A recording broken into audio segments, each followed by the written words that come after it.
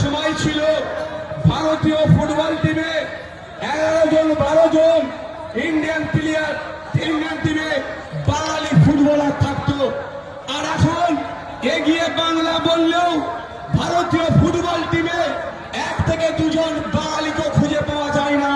সেই সময় ভারতের সব থেকে বড় ফুটবল টুর্নামেন্ট, বাংলামি টুর্নামেন্ট ISL কে দাপিয়ে বাড়ালো প্রতীক মন্ডলকে আপনাদের হাতে তুলে দিয়েছি। নির্বাচন করে আইনসভার মধ্যে পাঠাবেন, আইনসভার মধ্যে গিয়ে দলিতদের কথা বলবে, আদিবাসীর কথা বলবে, হিন্দুর কথা বলবে, মুসলমানের কথা বলবে, কৃষকের কথা বলবে, ছাত্রের কথা বলবে, যুবকের কথা বলবে, পুরুষের কথা বলবে, মহিলার কথা বলবে, আমাদের কথা বলবে, বাংলার কথা বলবে, বাংলাকে এগিয়ে নিয়ে যাওয়ার জন্য আপনাদের হাতে আমরা প্রার্থী আমরা তুলে দিয়েছি। শুধু সময়ের অপেক্ষা, সময়ের অপেক্ষা।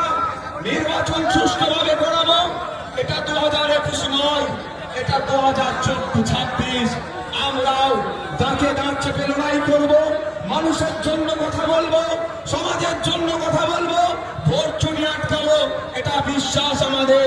আমরা যদি ভোট চুরিটা আটকাতে পারি, অন্য কোন সিম্বল মিনাখা থেকে যেতে বিধানসভায় যাবে না।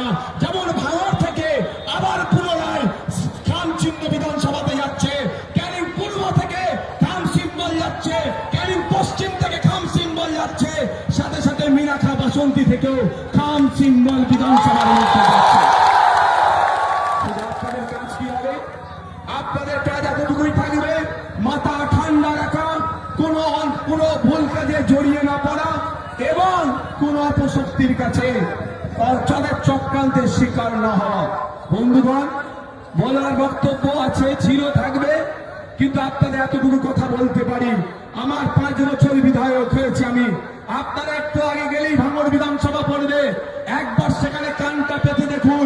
বিগত 5 বছরে কেউ বলতে পারবে না আমি 1 টাকা দুর্নীতি করেছি, কেউ বলতে পারবে না 1 টাকা তোলাবাজি করেছি, কেউ বলতে পারবে না সার্টিফিকেটের নামে বা বিভিন্ন ঘুরিয়ে ফিরিয়ে 1 টাকা আমি অবৈধভাবে নেওয়ার চেষ্টা করেছি।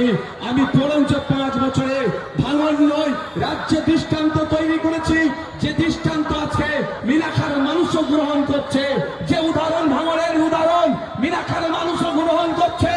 আর কোনো কথা হবে না, প্রতীক মন্ডল এবার মিনাখা থেকে খাম চিহ্ন জিতে